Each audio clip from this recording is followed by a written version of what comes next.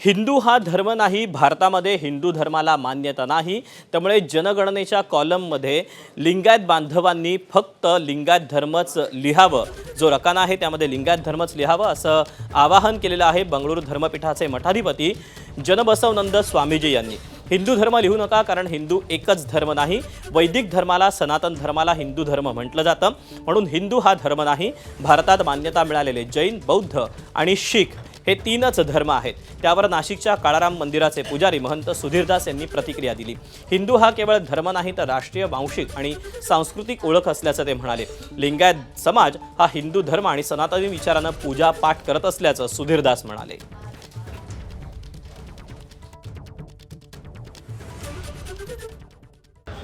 भारत सरकार शासनाचा जनगणना सुरू होणार आहे।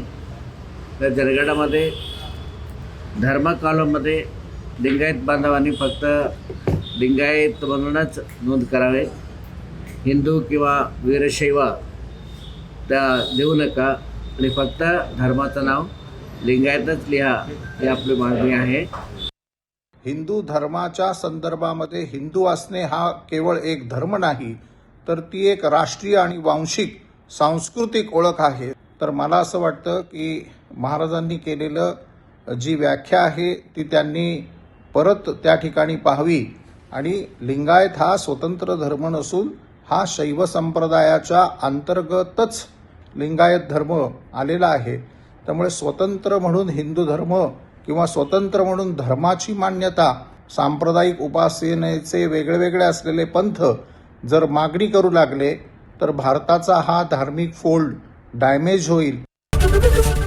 एबीपी माझा, उघडा डोळे बघा नीट।